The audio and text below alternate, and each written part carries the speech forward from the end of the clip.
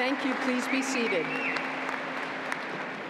I now have the honor of welcoming to the podium President Tony Frank, who will deliver the charge to the class.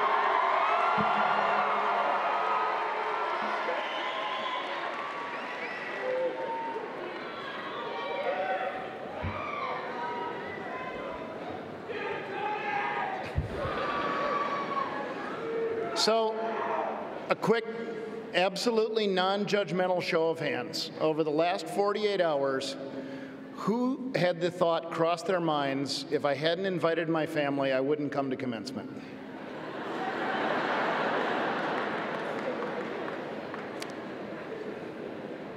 My wife and I were laughing the other night. We had both skipped one of ours. You know, and I think this is a phenomenon of our age, right? We live busy lives. The most important thing we have is our time, and we make commitments. And then when it comes time to fulfill those commitments, we're often wondering why we're doing that. We have second thoughts about it. And yet, who's had the experience of showing up for something that you had second thoughts about, and it's an absolutely wonderful experience? Doesn't always happen. Probably won't happen for most of you tonight that worried about coming to this. But if you're open to it, it can happen. And I had that experience about a month ago. There was an event called CSU's Got Talent, and it was a Friday afternoon, and I looked at my calendar and went, who thought that I had something to contribute to judging CSU's Got Talent? I still don't have the answer to that question, but apparently I had agreed to it. And so I went to the event, and I was absolutely blown away by the talent of your colleagues. Those of you who, I guess we don't have all your final grades yet, so some of you may still be back next year, but most of you will have a chance to either come back, tell your friends, but if you get a chance to come back for this event, it is absolutely spectacular. And I was so impressed by the talents of one young man who won the entire event that I asked him to postpone his celebration because he graduated just a few hours ago from the College of Business. But I've asked Mr. Trevor Davis, who won CSU's Got Talent, to come as a celebration of your graduation and share some of his musical talent with you. So if you'll join me in welcoming Mr. Trevor Davis.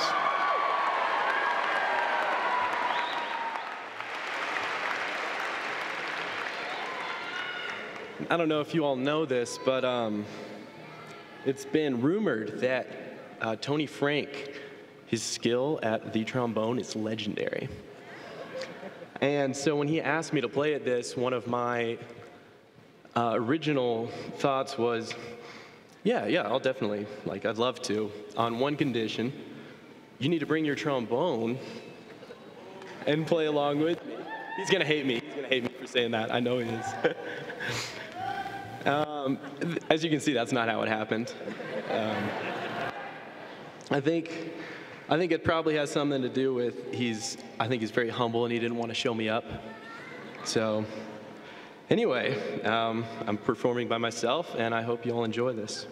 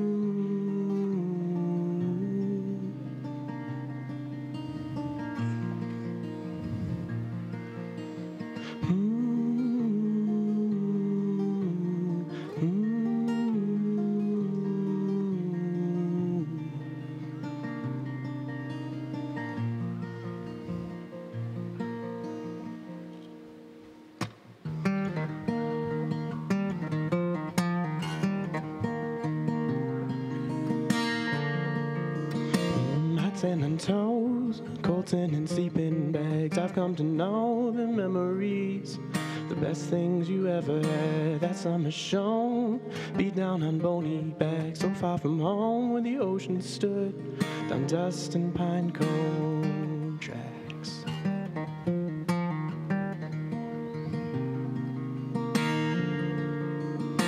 We slept like dogs down by the fireside, awoke to the fog all around, the bloom of summertime. We stood steady as the stars in the woods, so happy-hearted in the warmth, ring true inside these bones.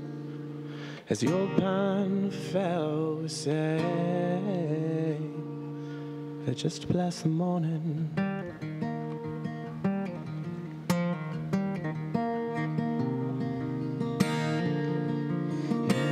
Sand and toes, Colton and sleeping bags. I've come to know the friends around are all you'll always have. A smoke in my lungs, or the echoed stone, careless and young, free as the birds that fly, but way less souls now.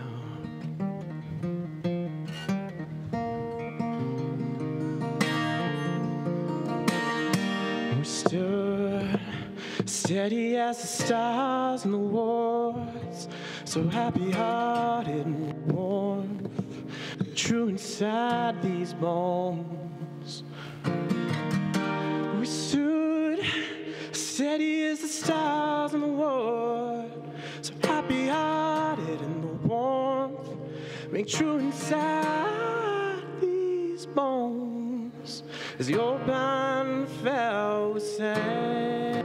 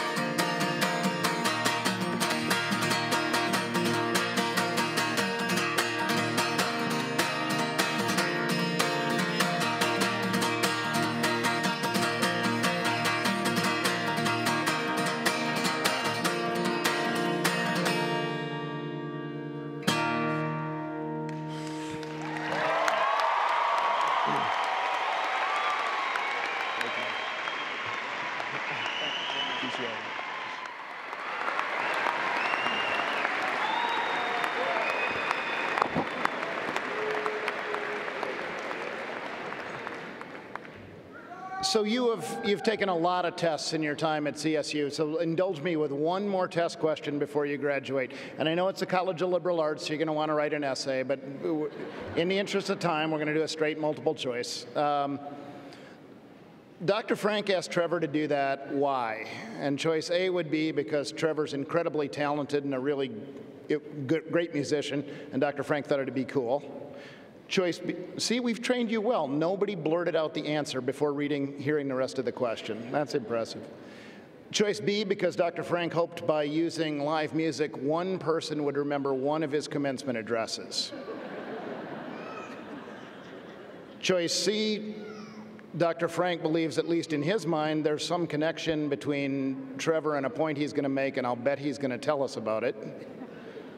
Choice D, all of the above. Choice E, none of the above. You've all taken enough test questions. You know the answer is D, all of the above. So the point I want to make to you is this. The world you're about to enter has no shortage of problems.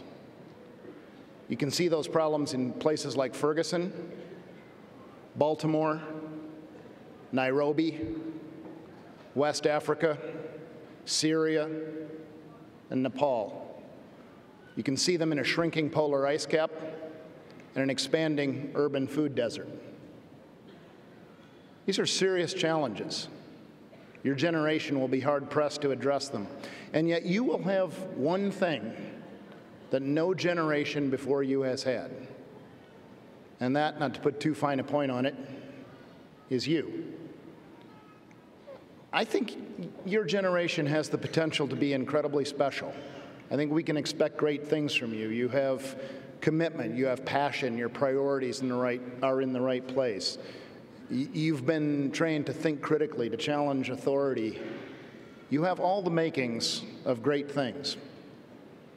And you have one other thing that I have come to believe we underutilize as a species, and that's your seventh cranial nerve. Now, for those of you who found a way around the life sciences requirement in the core curriculum, we'll do just a quick review. The seventh cranial nerve leaves the brainstem just posterior to the pons. It exits the skull through the stylomastoid foramen, takes a quick turn around one of your salivary glands, and innervates the muscles of your face that, among other things, allow you to smile. And I have become a big fan of the smile. It's an interesting action. It can express something as simple as cheering someone up, and it can express an emotion as complex and undefinable as love. It can diffuse a tense situation. It can disarm. It can encourage, and it can empower. It's simple to use. It's one of the first actions that infants learn, and it's free.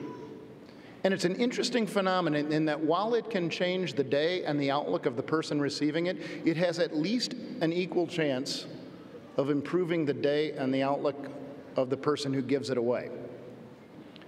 Now, smiling is not going to solve every problem. We're not going to smile our way out of climate change or poverty. But don't underestimate it, and don't underestimate yourselves. You come from an incredibly powerful heritage that goes all the way back to the desk of Abraham Lincoln and the idea that every human being with talent and motivation deserves the opportunity at one of the best universities in the world to make the most of their life. You have talent. You demonstrated that by obtaining admission to a great American university. You have training. That's what we're here to celebrate tonight. You have all of the intangibles, and you have a set of challenges. Match these up. Live a life that makes a difference. So here's my charge to you, members of the 2015 graduating class of Colorado State University. You have talent. Use it. Make a difference. And don't forget to smile. Congratulations, CSU.